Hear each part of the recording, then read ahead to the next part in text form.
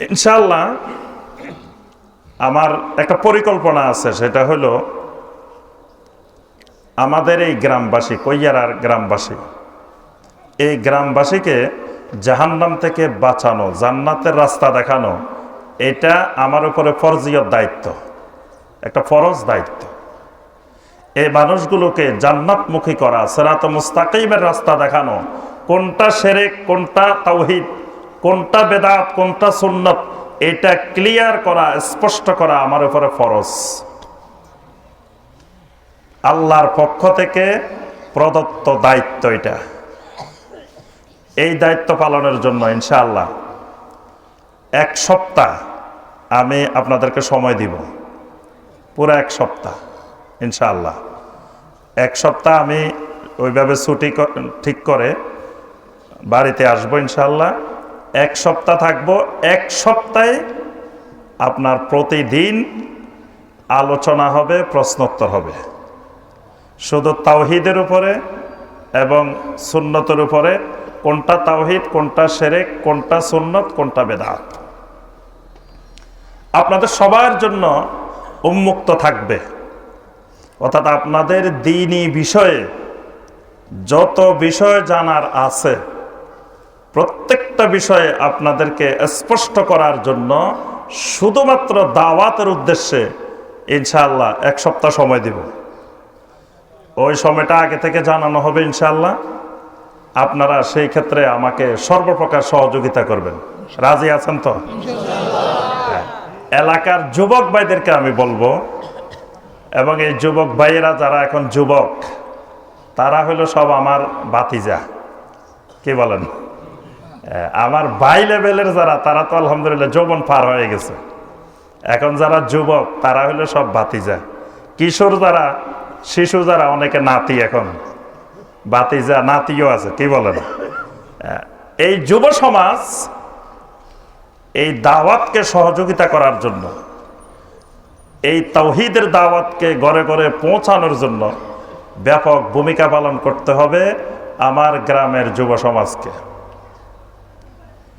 এবং আমাদের গ্রামের অধিকাংশ এবং অনেক ভাই আলহামদুলিল্লাহ বিশ্বের বিভিন্ন দেশে ছড়িয়ে ছিটিয়ে আছেন। এই গ্রাম আলহামদুলিল্লাহ পৃথিবীর মধ্যে একটা অন্যতম আদর্শিক গ্রাম। এই গ্রামের ভাইয়েরা অনেক কষ্ট করে পৃথিবীর বিভিন্ন অঞ্চলে, বিভিন্ন দেশে গিয়ে আমাদের পরিবারের সুখ সমৃদ্ধির জন্য তারা কষ্ট উপার্জিত সম্পদ দিয়ে পরিবার গড়তেছেন, অঞ্চল গড়তেছেন, এবং এই প্রিয় মাতৃভূমি বাংলাদেশকে গড়তেছেন। সেই ভাইদেরও সহযোগিতা লাগবে। একযোগে আমাদের এই কৈয়ারা গ্রামকে শিরক মুক্ত কৈয়ারা গ্রাম, বেদাত মুক্ত কৈয়ারা গ্রাম, তাওহীদের কৈয়ারা গ্রাম, সুন্নতের কৈয়ারা গ্রাম, এরকম একটা গ্রাম আমরা মডেল হিসাবে পুরা দুনিয়াবাসীর জন্য গড়তে চাই। আপনারা রাজি আছেন? ইনশাআল্লাহ।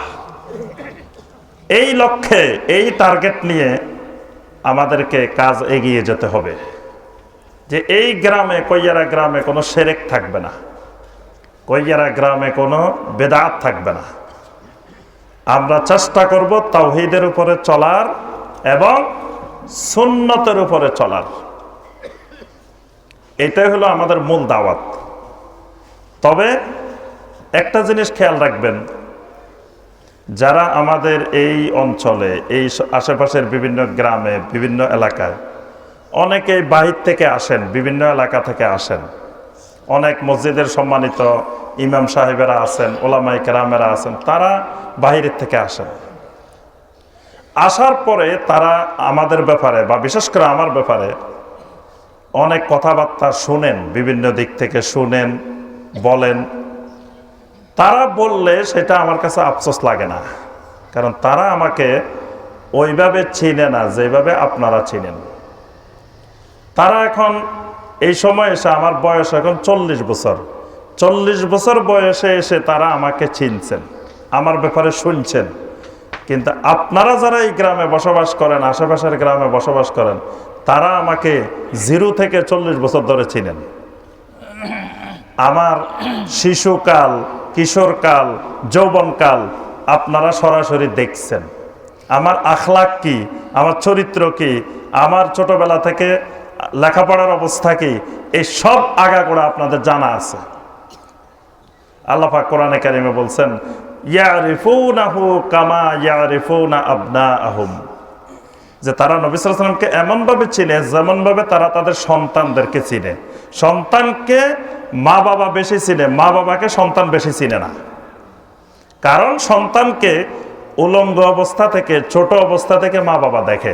সন্তানের মাথা থেকে পা পর্যন্ত কোন জায়গায় কয়টা দাগ আছে, কোন জায়গায় কি আছে, মা বাবার মুখস্থ আছে। কিন্তু মা বাবার শরীরে কোথায় কি আছে সন্তান জানে না। এজন্য মা বাবা যেভাবে সন্তানকে শনাক্ত করতে পারে, সন্তান কিন্তু সেইভাবে মা বাবাকে শনাক্ত করতে। তাহলে আপনাদের সন্তান হিসাবে আপনারা আমার ব্যাপারে আগাগোড়া সব জানেন, কিন্তু বাইরের একজন এসে তিনি কিন্তু সব জানবে না। তাহলে তারা আমার ব্যাপারে অনেক মন্তব্য করতে পারেন, এটাতে কোনো আফসোসের কিছু নাই, এটা স্বাভাবিক বিষয়।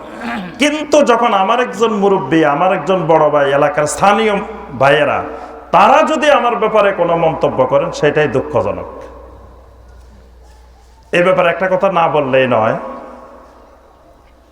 এটা কেউ, আমি অনুরোধ করব মনে কষ্ট নেবেন না।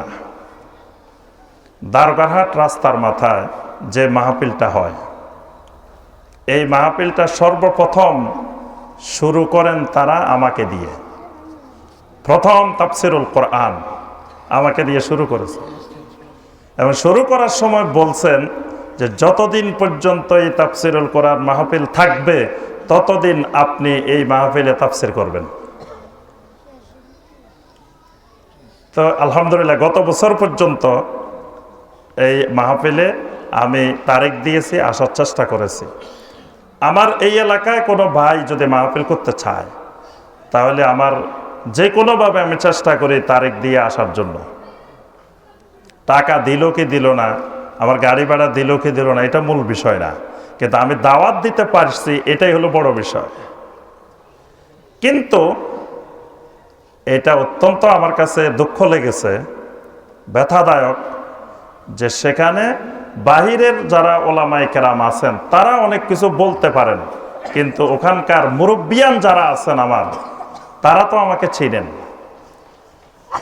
তারা আমার ছোটবেলা থেকে আগাগোড়া সব জানেন, কিন্তু তারা এবার মাহফিলে আমাকে দাওয়াত দেন নাই। জানাইতেও পারতেন যে আমরা আপনার ওই তাফসিরুল কোরআন মাহফিলে এত তারিখে করতেছি, আপনি যদি সময় থাকে আসিয়েন। মানে বাসাও তো দেওয়া যায়, মানে না আসার মতো দেওয়া যায়, জানাইলাম কিন্তু আসবে না, এরকমও করা যায়, কিন্তু এই সৌজন্যতাটাও রক্ষা করা হয় নাই। এই জন্য আমি আপনাদের জন্য আল্লাহর কাছে দোয়া করি যে আল্লাহ পাক যেন আমাদের এই গ্রামের সকল ভাই বোনকে দুনিয়ায় যতদিন বেঁচে থাকে ইসলামের উপরে আল্লাহ পাক বেঁচে থাকার তৌফিক দিন। দুনিয়া থেকে বিদায় নেওয়ার সময় আল্লাহ পাক আমাদেরকে ঈমানের সাথে বিদায় নেওয়ার তৌফিক দান করুন। আবার এটাও মনে করার অবকাশ নাই, আপনারা দাওয়াত না দিলে মনে হয় আমার ওয়াজ মাহফিলের দাওয়াতে বন্ধ হয়ে যাবে। আলহামদুলিল্লাহ প্রতিদিন মাহফিলের জন্য কমপক্ষে 4টা-5টা দাওয়াত আসে একদিনে। মার্চ মাসের 20 তারিখ পর্যন্ত এর মধ্যে আর কোনো ফাঁকা নাই। আমি তো দাওয়াত দেখে শুনে নিই এবং খুব কম দাওয়াত নেই, একটার বেশি নিই না। অনেকে ডেলি 3টা-4টাও নেন অনেক বক্তারা, কিন্তু আমি হক আদায় করে একটার বেশি নিই না। তো আলহামদুলিল্লাহ যা বললাম এটাতে আপনারা মনে কষ্ট নেবেন না, এবং নাম ধরে বললাম রাস্তার মাথার কথা। আমি মুরব্বীদেরকে অনুরোধ করব মনে কষ্ট নেবেন না। আল্লাহ সুবহানাহু ওয়া তাআলা আমাদেরকে সৃষ্টি করেছেন কি জন্য? কি এবার মনে কষ্ট নিছেন, মনে কথা বলেন না দেখি। আল্লাহ পাক আমাদেরকে সৃষ্টি করেছেন কি জন্য? সূরা আয-যারিয়াতের 56 নম্বর আয়াতে আল্লাহ পাক বলছেন, ওয়ামা খালাকতুল জিন্না ওয়াল ইনসা ইল্লা লিয়াবুদুন। আল্লাহ রাব্বুল আলামিন বলেন, আমি মানুষকে এবং জিন জাতিকে, এই দুইটা জাতিকে সৃষ্টি করেছি একমাত্র আমি আল্লাহর ইবাদতের জন্য। সুবহানাল্লাহ। আল্লাহর গোলামির জন্য, ইবাদতের জন্য আল্লাহ পাক আমাদেরকে সৃষ্টি করেছে।